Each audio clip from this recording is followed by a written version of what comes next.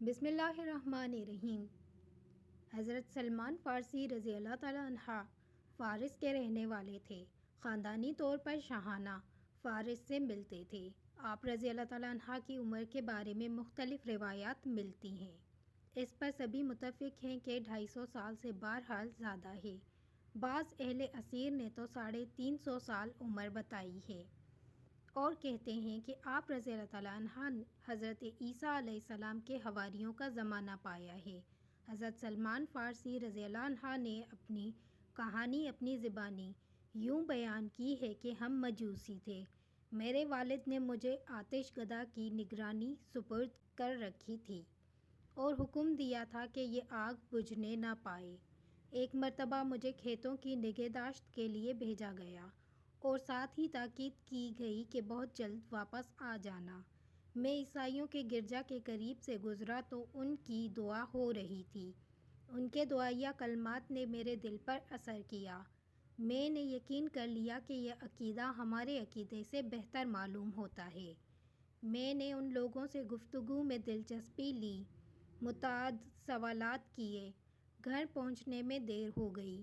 میرے والد نے تلاش کے لیے آدمی دوڑائے۔ گھر پہنچا تو والد نے دیر سے آنے کا سبب پوچھا۔ میں نے صاف صاف بات کہہ دی۔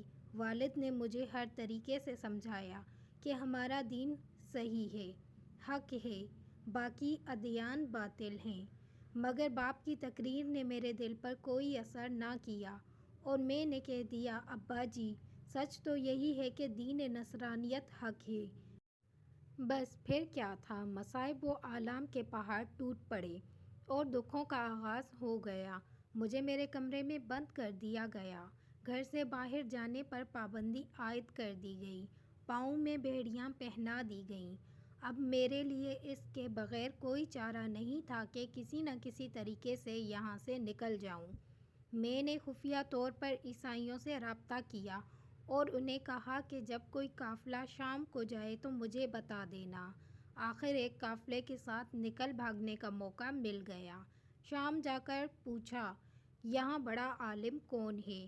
لوگوں کے بتانے پر میں نے اس بڑے پادری عالم کے پاس پہنچا، اپنی ساری سرگشت سنائی اور درخواست کی کہ مجھے اپنے پاس رکھ کر دین سکھائیں۔ اس نے مجھے اپنے پاس رہنے کی اجازت دے دی۔ میں دیر تک اس کے پاس رہا، مگر وہ عالم اچھا ثابت نہ ہوا۔ جو کچھ وہ لوگوں کو کہتا تھا خود نہیں کرتا تھا، حریص تھا، خائن تھا۔ اس کے مرنے پر لوگوں کو معلوم ہوا کہ اس کے پاس 7 مٹکے اشرفیوں سے بھرے ہوئے ہیں تو لوگوں نے اس کی تجہیز و تکفین سے انکار کر دیا۔ اس کی میت کو سولی پر چڑھا کر سنگسار کیا اور اس کی جگہ دوسرے عالم کو بٹھا دیا جو نہایت ہی عابد، زاہد، متقی اور شب زندہ دار تھا۔ مجھے اس عالم سے اس قدر محبت ہوئی کہ پہلے کسی سے نہ ہوئی تھی۔ جب اس کی موت کا وقت قریب آیا تو میں نے اس سے کہا کہ مجھے بتا دو کہ تمہارے بعد کس کی خدمت میں حاضری دوں، مذہبی معاملات و مسائل میں کس کی رہنمائی حاصل کروں، اپنی روحانی پیاس بجھانے کے لیے کس چشمہ کی طرف رخ کروں۔ اس نے کہا، موصل کے فلاں عالم کے پاس پہنچ جانا۔ چنانچہ میں وہاں پہنچا، ایک عرصہ وہاں رہا، خدمت کی۔ انہوں نے اپنی موت کے وقت مجھے وصیت کی کہ میں اس کے بعد نصیبین کے فلاں عالم کے پاس چلا جاؤں۔ چنانچہ وہاں حاضر ہوا، کافی عرصہ رہا، خدمت کی۔ آخر ان کی وصیت کے مطابق شہر عمودیہ کے ایک عالم کی خدمت میں پہنچا۔ جب ان کی موت کا وقت قریب آیا تو میں نے اپنی سرگشت سنا کر پوچھا، آپ فرمائیں اب مجھے کیا کرنا چاہیے اور کہاں جانا چاہیے؟ مرتے ہوئے اس عالم نے بتایا کہ میری نظر میں اس وقت کوئی ایسا رہنما نہیں جو تجھے صحیح راستے پر چلا سکے، البتہ میری معلومات کے پیش نظر آخری الزماں پیغمبر کا زمانہ قریب آ گیا ہے۔ صحرائے عرب میں اس کا ظہور ہوگا۔ اس کا دین دین ابراہیمی ہوگا۔ وہ ایک کھجوروں کے علاقے کی طرف ہجرت کرے۔ اگر تم سے ہو سکے تو اس تک پہنچنے کی کوشش کرنا، اور اگر ان میں یہ علامات پائی جائیں تو یقین کر لینا کہ یہی وہ نبی موعود ہیں۔ پہلا، وہ صدقے کا مال نہیں کھائیں گے۔ دوسرا، وہ ہدیہ قبول کر لیں گے۔ تیسرا، نخلستانی علاقے کی طرف ہجرت کریں گے۔ چوتھا، دونوں شانوں کے درمیان مہر نبوت ہوگی۔ جب تم تسلی کر لو کہ یہ چاروں علامات ان کے اندر موجود ہیں تو یقین کر لینا کہ یہی وہ نبی موعود ہیں، یہی وہ رسول آخری ہیں۔ پادری مجھے یہ نصیحت کرنے کے بعد فوت ہو گیا۔ میں متلاش ہی رہا کہ کوئی قافلہ مل جائے جو سرزمین عرب میں لے جائے۔ میرے پاس گائیں بکریاں جمع ہو گئی تھیں۔ اتفاق سے ایک قافلہ بھی مل گیا۔ میں نے کہا یہ سارا مال تمہیں دے دوں گا، مجھے اپنے ساتھ عرب لے چلو۔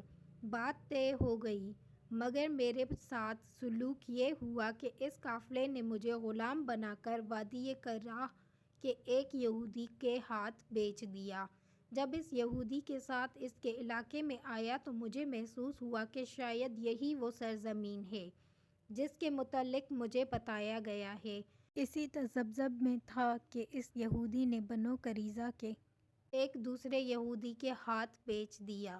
یہودی مجھے سرزمین مدینۃ الرسول میں لے آیا، باغات دیکھے، کھجوریں مشاہدہ کیں۔ دل نے یقین کر لیا کہ یہی مطلوبہ نخلستان ہے۔ میں نے کہا میرے دوستو، خدا کی قسم اب میں تمہارے کام کا نہیں رہا کہ مجھے دیار حبیب کا پہاڑ نظر آ گیا ہے۔ آخر میں نے کام ختم کر لیا۔ رستہ کانپتا درخت کے نیچے اترا اور مالک نے کہا کہ تم کیا بات کر رہے تھے؟ مالک نے ناراضگی کے ساتھ مجھے تماچا مارا اور کہا تمہیں ایسی باتوں سے کیا تعلق؟ جاؤ اپنا کام کرو، خبردار آئندہ ایسی بات کی۔ حضرت سلمان فارسی رضی اللہ عنہ نے سلسلہ کلام جاری رکھتے ہوئے کہا کہ پہلی علامت نخلستان والی تھی جو میں نے مدینۃ الرسول صلی اللہ تعالیٰ علیہ وسلم میں حاضر ہوتے ہی دیکھ لی تھی۔ دوسری علامت یہ بتائی گئی تھی کہ رسول اللہ صلی اللہ تعالیٰ علیہ وسلم صدقہ قبول نہیں کریں گے۔ جب آپ صلی اللہ تعالیٰ علیہ وسلم ہجرت کر کے قباء تشریف لا چکے ہیں تو میں صدقہ لے کر قباء میں حاضر ہوا اور عرض کیا حضور صلی اللہ تعالیٰ علیہ وسلم، یہ صدقہ آپ صلی اللہ علیہ وسلم کے لیے اور آپ صلی اللہ علیہ وسلم کے صحابہ کرام کے لیے لایا ہوں، قبول فرمائیں۔ آپ صلی اللہ تعالیٰ علیہ وسلم نے فرمایا میرے لیے صدقہ جائز نہیں، یہ فرمایا اور صدقہ صحابہ کرام کے سپرد کر دیا۔ اس طرح دوسری علامت بھی تصدیق ہو گئی۔ پھر جب رسول اللہ صلی اللہ تعالیٰ علیہ وسلم قباء سے چل کر مدینۃ الرسول صلی اللہ تعالیٰ علیہ وسلم جلوہ گر ہوئے تو میں دوبارہ کچھ لے کر حاضر ہوا۔ حضور صلی اللہ تعالیٰ علیہ وسلم، صدقہ تو آپ صلی اللہ علیہ وسلم قبول نہیں کرتے، اب ہدیہ لایا ہوں، شرف قبولیت سے نوازیں۔ آپ صلی اللہ تعالیٰ علیہ وسلم نے قبول فرما لیا تو میرا یقین مزید بڑھ گیا کہ تیسری علامت بھی سچی ثابت ہو گئی۔ اب میں اس موقع کا متلاش ہی تھا کہ آخری علامت دونوں شانوں کے درمیان مہر نبوت کو کس طرح دیکھوں۔ ایک دن آپ صلی اللہ تعالیٰ علیہ وسلم جنت البقیع میں ایک جنازے کے ساتھ تشریف لے گئے۔ میں نے جھک کر سلام عرض کیا اور آگے سے اٹھ کر پشت مبارک کے پیچھے آ کر بیٹھ گیا تاکہ مہر نبوت کی زیارت کر سکوں۔ حضور صلی اللہ تعالیٰ علیہ وسلم میری اس کیفیت کو جان گئے اور فوراً پشت سے چادر اٹھا دی۔ میں نے مہر نبوت کو دیکھا، چوما اور گوہر مقصود مل جانے کی خوشی میں رو پڑا۔ جب حضرت سلمان فارسی رضی اللہ عنہ ایمان لانے کے لیے حضور صلی اللہ تعالیٰ علیہ وسلم کی خدمت میں حاضر ہوئے تو آن حضرت صلی اللہ تعالیٰ علیہ وسلم کو ان کا مدعا معلوم نہ ہوا۔ چنانچہ ترجمانی کے لیے ایک ترجمان کو بلایا گیا تو ایک یہودی تاجر ملا جو عربی فارسی دونوں زبانوں پر عبور رکھتا تھا۔ حضرت سلمان فارسی رضی اللہ عنہ آن حضرت صلی اللہ تعالیٰ علیہ وسلم کی تعریف و توصیف کرنے لگے اور یہودی کی مذمت، مگر یہودی ترجمان نے آپ صلی اللہ تعالیٰ علیہ وسلم کی تعریف و توصیف کو بدل کر یا رسول اللہ یہ شخص آپ کو گالیاں دیتا ہے۔ آن حضرت صلی اللہ تعالیٰ علیہ وسلم نے فرمایا یہ فارس سے آیا ہے، اسے کیا تکلیف پہنچی ہے جو مجھے گالیاں دیتا ہے۔ اسی وقت حضرت جبرائیل علیہ السلام آئے اور حضرت سلمان فارسی رضی اللہ عنہ کی گفتگو کا ترجمہ عربی میں کیا۔ چنانچہ آن حضرت صلی اللہ تعالیٰ علیہ وسلم نے سارا ترجمہ یہودی کو سنایا۔ یہودی سٹ پٹا کر کہنے لگا، جب آپ فارسی ترجمہ جانتے تھے تو مجھے کیوں ترجمان بنایا؟ آن حضرت صلی اللہ تعالیٰ علیہ وسلم نے فرمایا کہ مجھے جبرائیل علیہ السلام نے آگاہ کر دیا۔ یہودی فوراً کہہ اٹھا، یا رسول اللہ صلی اللہ تعالیٰ علیہ وسلم، بیشتر ازین میں آپ پر طرح طرح کے اتہام و بہتان باندھتا تھا، مگر اب میرا ایمان ہے کہ آپ صلی اللہ تعالیٰ علیہ وسلم اللہ کے سچے رسول ہیں۔ وہ کلمہ پڑھ کر مسلمان ہو گیا۔ آن حضرت صلی اللہ تعالیٰ علیہ وسلم نے حضرت جبرائیل علیہ السلام سے کہا کہ سلمان رضی اللہ تعالیٰ عنہ کو عربی سکھا دی جائے۔ جبرائیل علیہ السلام نے کہا، یا رسول اللہ، انہیں حکم دیں کہ وہ اپنی آنکھیں بند کر کے منہ کھلا رکھیں، اور آپ صلی اللہ تعالیٰ علیہ وسلم ان کے منہ میں اپنا لعاب دہن مبارک ڈالیں۔ جوں ہی آن حضرت صلی اللہ تعالیٰ علیہ وسلم نے آپ کے منہ میں لعاب دہن ڈالا تو آپ عربی میں گفتگو کرنے لگے۔ امید ہے آج کی ویڈیو تمام دوستوں کو پسند آئی ہوگی۔ مزید اچھی ویڈیوز کے لیے ہمارے چینل اردو ڈیجیٹل کو سبسکرائب کرنا نہ بھولیں۔